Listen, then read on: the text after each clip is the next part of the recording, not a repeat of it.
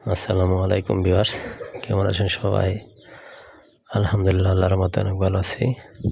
আমার ইউটিউব চ্যানেলের পক্ষ থেকে সবাইকে স্বাগতম এবং অভিনন্দন। তো আমার এই ভিডিওটি যেখানেই দেখতেছেন সবাইকে বলছি ভিডিওটি না টেনে সম্পূর্ণ দেখবেন, আর ভালো লাগলে অবশ্যই সাবস্ক্রাইব করবেন, লাইক করবেন, কমেন্ট করবেন। তো আমার আজকের মূল টপিক হচ্ছে টাইলসে পুটিং কেন উঠে যায় বা কালো দাগ হয়। আসলে আমরা টাইলস করার সময় নিয়ম নীতি ভালো করে জানি না, বুঝি না। তো ভিডিওটি খেয়াল করবেন, আমি যেভাবে পুটিং করি সেভাবে করলে হয়তো আপনাদের কোনোদিন টাইলস পুটিং উঠবে না এবং কালো দাগ হবে না। তো যাই হোক ভিউয়ার্স, আপনারা হয়তো অনেকে বাসা বাড়ি করেছেন, বিল্ডিং করেছেন, ঘর করেছেন, অনেক টাকা খরচ করে ফেলেছেন। এত টাকা খরচ করেও যদি আপনাদের জিনিসগুলো নষ্ট হয়ে যায় তাহলে কেমন লাগে? হয়তো আপনাদের কাছে খারাপ লাগবে, যে কোনো মানুষের কাছে খারাপ লাগবে। তো আমি আজকে আপনাদের এমন একটা ধারণা দেব, তাহলে এভাবে যদি পুটিং করে থাকেন তাহলে আশা করি পুটিং উঠবে না এবং কালো দাগ হবে না। তো আপনারা প্রথমত হচ্ছে টাইলস করার সময় সবসময় গ্যাপ রেখে টাইলস করবেন।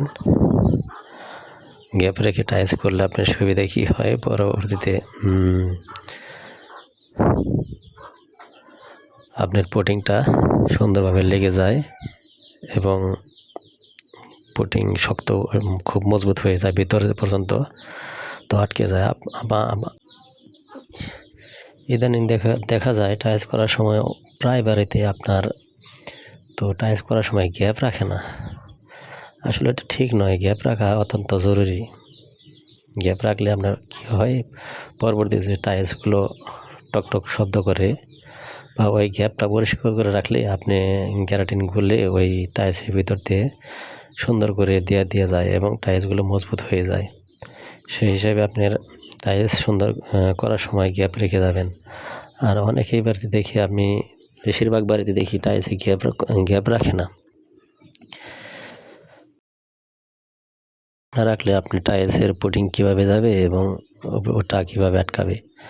আর গ্যাপ রাখলে সুন্দর করে ভিতরে টাইলসের ভিতরে পর্যন্ত একবার পরিষ্কার হয়ে যায় এবং টাইলস করার সময় ওই কাঁচা অবস্থায় আপনার সুন্দর করে গ্যাপ টান দিয়ে আসতে হবে, তাহলে আপনার গ্যাপটা পরিষ্কার থাকলো। আর অনেকেই করে কি গ্যাপ টান দিয়ে রাখে না, পরে শুকিয়ে যায়, পরে পিক্সল দিয়ে ওগুলো ওঠানোর চেষ্টা করে। আপনি যেটা শুকিয়ে গেছে ওটা আপনি যতই চেষ্টা করেন পিক্সল দিয়ে ধুয়ের চেষ্টা করে, ওগুলা কিন্তু উঠবে না, ভিতরের জিনিস উঠবে না। উপরে যে আগলা মেলা আছে এগুলো হয়তো উঠতে পারে, কিন্তু ভিতরের জিনিস উঠবে না।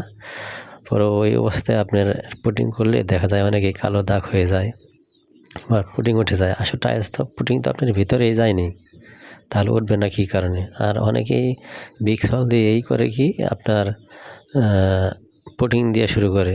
আর পিক্সল দিলে আপনার 6-7 দিন পর্যন্ত ওই টাইলসটাই সবসময় ঘেমে উঠবে, শুকাবে না সহজে। ঘেমে আবার ওই পিক্সল দিলেই সাথে যদি আপনার পুটিং দিয়ে দেন তাহলে ফুটকুনি উঠবে বা ফুলে উঠবে। এই জন্য আপনার টাইলসটা আপনার এই পুটিংটা কালো হয়ে যায়। আর কালো হলে তো আপনার পুটিংয়ের সৌন্দর্য নষ্ট হয়ে যায়। শেষে বলছি, আপনি টাইলস করার সময় টাইলসে সবসময় গ্যাপ রাখবেন এবং সুন্দর করে পরিষ্কার করবেন। বা পরিষ্কার করলে হয়তো আপনার পিক্সল দেওয়ার দরকার হয় না, পিক্সল দিবেন হয়তো যেখানে আপনার আগলা ময়লা প্রচুর পরিমাণ জমে রয়েছে ওখানে দিবেন, কিছু দিবেন। আর যেখানে পরিষ্কার রয়েছে ওখানে তো পিক্সল না দিলেও চলে যায়। তো আপনাদের কাছে অনুরোধ, ভিডিওটি না টেনে সম্পূর্ণ দেখবেন, আর ভালো লাগলে অবশ্যই সাবস্ক্রাইব করবেন।